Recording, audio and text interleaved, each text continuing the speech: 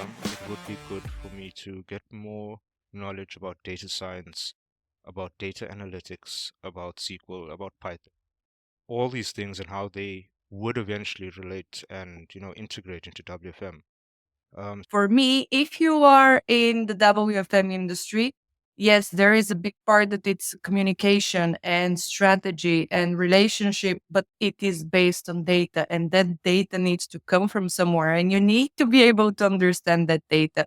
Are you certain about your data? How do you do your service level? What are your formulas? Are you sure about your offer calls? when the system was set up, did you have a professional in there to define the metrics that you need, to define the calculations, to make sure the formatting's correct?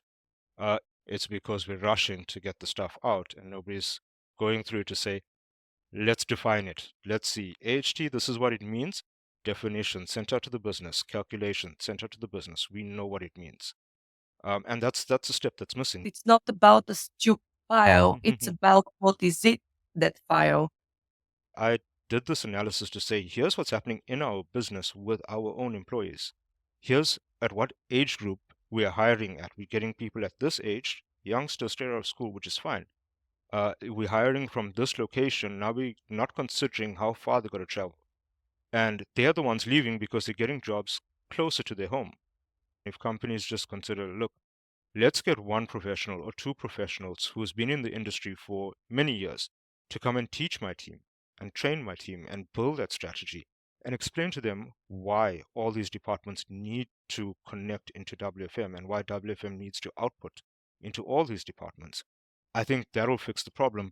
Consider where your career is going to grow. It's going to be analytical. It's going to be away from ops. You're going to be heading into a support role. That's the direction it's heading in.